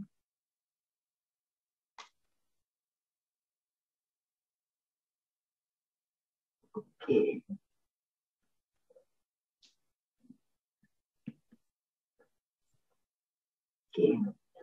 Ini adalah kita bicara mengenai tadi Ibu jelaskan mengenai atom economy reaction, ya kan? Nah di sini kalau targetnya liquefaction itu adalah liquid fuel, jadi kita ingin liquid fuelnya yang banyak, ya. Ini bisa kita lakukan dengan berbagai macam cara, direct liquefied oil, coal catalytic thermal molten fuel, indirect liquefied oil seperti itu, atau mid low temperature tar based oil, sehingga tetap ada irisan antara pirolisa dengan liquefaction. Tetapi biasanya pada pirolisa, ini kan bayangannya pasti akan ada 3 produk. Ada solid, ada liquid, ada gas. Tetapi kalau liquefaction, targetnya adalah di liquid fuel-nya di sini. Sehingga ini bisa jadi irisan, bisa jadi berbeda. Balik lagi ke target maunya kemana. Karena ini tetap masih bisa pakai mid low temperature tar base oil. Ya kan? Ada lagi? Bu, izin bertanya ya Bu. Iya. Tadi mungkin melanjutkan yang liquefaction sama pyrolysis Bu. Kalau untuk liquefaction itu apakah selalu pada temperatur yang lebih rendah gitu Bu, ketimbang yang pirolisa tadi Bu, atau tidak selalu seperti itu gitu Bu? Seharusnya kalau liquefaction itu kan kita inginnya diliquidkan semua ya. Nah, ini balik lagi ke, tapi secara general itu bisa jadi lebih tinggi. Bisa jadi, ya kan? Jadi kalau gini, kalau pada proses pirolisa yang seperti Ibu sampaikan, kalau targetnya nanti jadi liquid fuel, itu kan dia suhunya juga harus tinggi kan? Kan? Kemudian, jadi makanya tadi di pertanyaan Habib sebelumnya, itu bisa jadi irisan antara liquefaction dengan pirolisa. Sehingga balik lagi targetnya tadi, karena dia adalah senyawa yang kompleks, maka kita akan memutus itu sampai seberapa sih? Benar kan? Nah, proses pemutusan inilah yang tadi ada energi aktivasi yang bisa kita dekati. Nah, itu sebenarnya kita bisa hitung dari sana. Jadi kalau kita inginnya nanti dari senyawa kompleks ini mau jadi senyawa-senyawa yang mendekati ini, maka aku perlu provide energi berapa? Nah, kan kayak gitu. Bisa dimengerti ya, baik Habib maupun Eki. Makanya nanti biasanya liquefaction ataupun pyrolysa itu masih akan ditandem dengan proses selanjutnya yang kita sebut sebagai upgrading biasanya. Jadi kita upgrade yang campuran ini kita pisahkan, mau atau dengan cara simple aja adalah distilasi. Jadi kita pisahkan antara taruhlah C sekian sampai sekian masuk ini, C sekian sampai sekian masuk ini, C sekian sampai sekian masuk ini. Itu bisa. Atau kita reaksikan lanjut. Nah, itu ada berbagai. Biasanya kita lebih memilih langsung difraksinasi. Jadi ini dianggap sebagai crude oil, kita fraksinasi.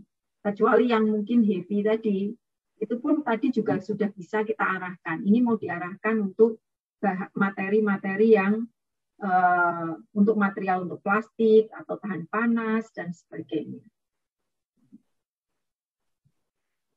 Ada lagi ya Ki atau Habib? Cukup Bu dari saya.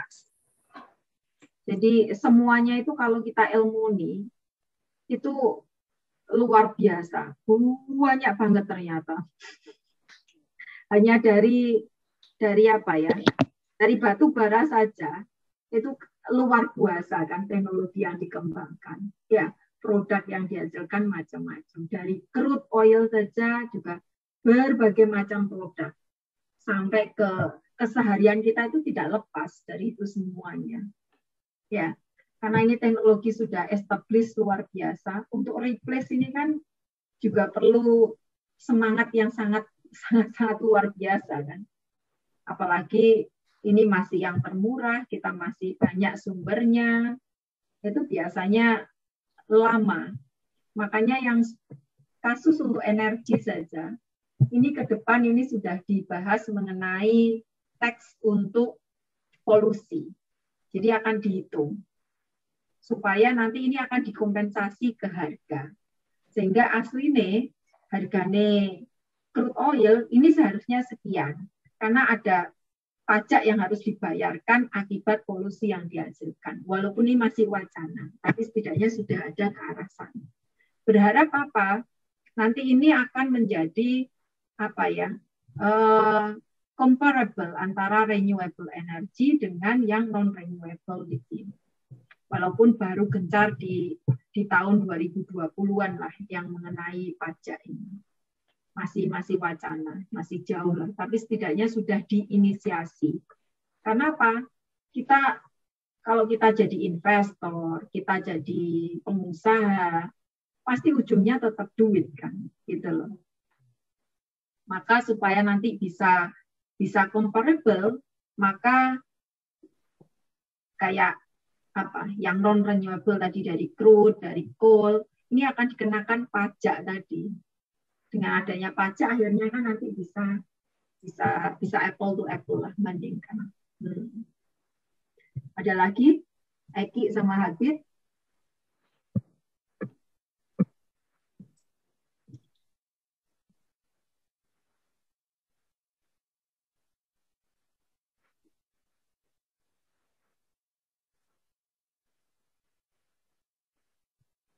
Nggak bisa. Di lab itu pun kita upgrading lagi. Makanya tadi kan di teknologi tadi setelah itu kan juga ada kita targetnya mau apa sih? Contoh saja tadi untuk syngas saja. Kalau kita mau pakai ini, ya kan? Jadi kalau kita mau menghasilkan alkohol atau mau menghasilkan ether, maka H2 per CO rasionya kudu berapa? Ya kan? Kalau kalian memaksakan mau pakai yang taruhlah dari proses satunya, berarti kan harus kalian tambahkan. Tambahkannya bisa kalian hydrocracking kayak diapakan ya. Jadi kalau yang kemarin Ibu hydrocracking, Ibu tambahkan hidrogen. Ya, baru setelah itu kita separasi. Kita pisahkan mana yang masuk ke gasoline, mana yang masuk ke kerosin, mana yang masuk ke solar, seperti itu. Dan proses upgrading pilihannya juga banyak. Atau langsung sudah kita ubah di awal. Ya, kita atur di awal. Kita tetap pakai pirolisa, misal seperti itu tadi. Tapi, kita tambahkan senyawa ini. Atau, kita gunakan katalis ini, supaya reaksi tidak ke arah sana, tapi ke arah sini. Nah, kayak gitu. Nah, itu sebenarnya teknik kimia bisanya bermain di sana. Seperti Ibu, jadi core-nya Ibu sebenarnya itu di awal adalah di lipids. Nah, karena lipids itu banyak terdapat di hampir di semua biomas ada, walaupun jumlahnya ada yang sedikit, ada yang banyak, seperti itu. Makanya, jadi awal Ibu bekerja itu adalah di lipid. Tapi karena lipid ini ada di biomas, mau nggak mau Ibu juga belajar di biomas. Ya, saat sampai balik ke Indonesia, nggak bisa Ibu langsung mau main ke nanolipid, yang aplikasinya untuk ke pharmaceutical dan sebagainya. Yang mungkin kan apa? Ibu main di energi dulu. Sehingga di awal Ibu banyak publikasi di energi. Baru akhir-akhir ini aja, 3 tahun terakhir ini saja Ibu bermain, 2019 lah. Berarti berapa ya? Ya, 3 tahun ini baru Ibu bermain di pharmaceutical. Karena untuk pharmaceutical itu analisanya mahal, ya. Kemudian bahan-bahannya juga mahal. Itu sih. Ada lagi, Eki? Nah, hasilnya Habib kayak gimana, no? Kan sudah pirolisa, kan?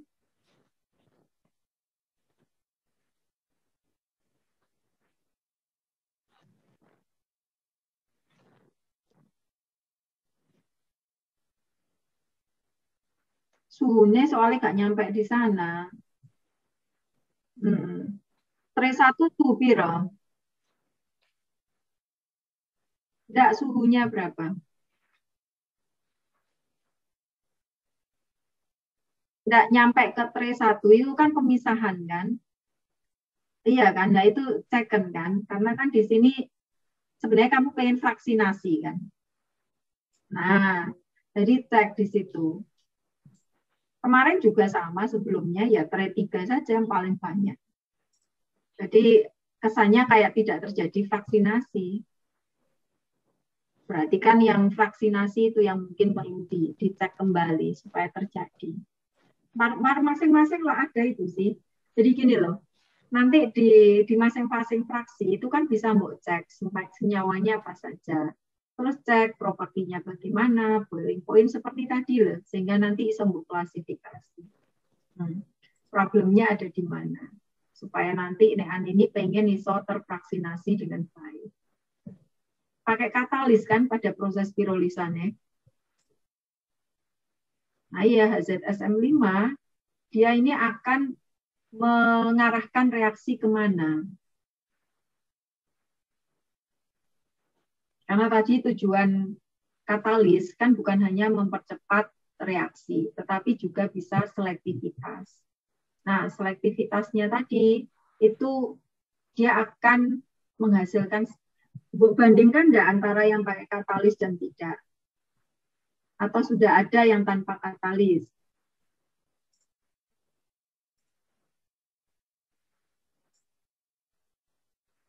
Nah, kurang baik itu dari sisi apanya? Yield kan? Tapi komponennya apa saja?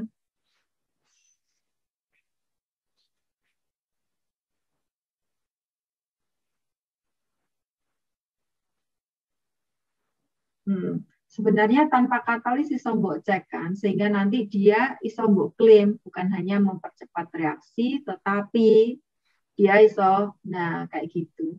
Paling ya kamu pakai GCMS saja kan. Aslinya iso mbok cara dengan yang lain. GCMS itu paling mbok fraksinasi sampai suhu piro sih, itu nggak akan terfraksinasi semua.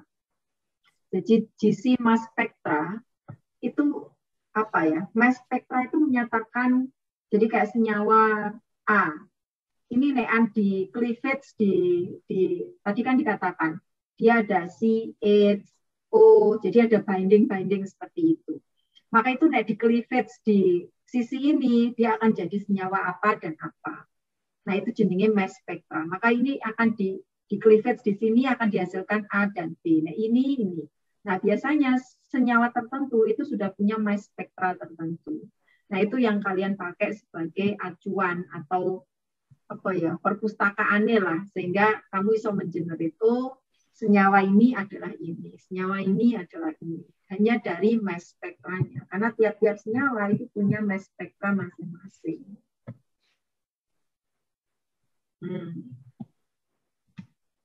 Cara yang lain, nek kamu mau, ya dengan cara tadi bisa liquid extraction. Tapi kan wis duwe gambaran setidaknya senyawanya apa saja. Jadi mulai pisahkan, nek kamu mulai dari yang nonpolar sampai yang seperti apa, itu bisa dengan cara itu. Jadi ada berbagai cara sih.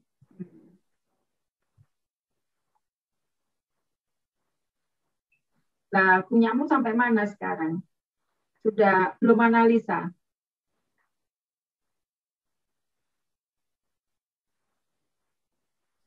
FTIR sudah.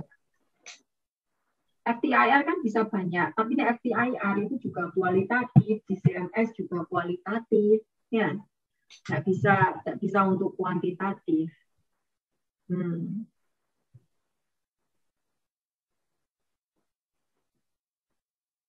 Tapi masih bisa didekati dari FTIR, setidaknya kamu ngerti functional group-nya apa, sehingga bisa mbok match-nya, di CMS ini FTIR iki. Oh iya, ini berarti ini kayak gitu. Sebenarnya untuk memastikan itu. Tapi semua sifatnya kualitatif itu masih ada. Kita bisa pakai tapi ya kayak semi kuantitatif, nggak bisa itu dianggap kuantitatif. Ada lagi? Lagi sama Habib? Jika tidak ada, nanti di hari Kamis bahannya sampai di sini ya, Aki ya. Baik, Bu. Oke. Sama jangan lupa di minggu ke-16 enggak apa-apa dikumpulkan yang untuk bukunya. Oke, baik, Bu. Oke, terima kasih semuanya. Karena ini di akhir perkuliahan, Ibu ucapkan mohon maaf jika ada perkataan yang tidak berkenan. Ya, candaan Ibu juga yang mungkin tidak berkenan, tetapi tidak ada sama sekali maksud untuk ya ngomongin atau menyakiti kalian lah, mungkin seperti itu. Baik, itu saja yang bisa Ibu sampaikan. Semoga apa yang Ibu sampaikan memberikan manfaat bagi kalian. Dan satu hal yang Ibu inginkan, kalian terus belajar, ya, walaupun tidak di kelas ini lagi. Belajarlah apapun itu, ya. Itu saja yang bisa Ibu sampaikan. Selamat malam. Assalamualaikum warahmatullahi wabarakatuh. Waalaikumsalam warahmatullahi wabarakatuh. Terima kasih, Bu. Sama-sama.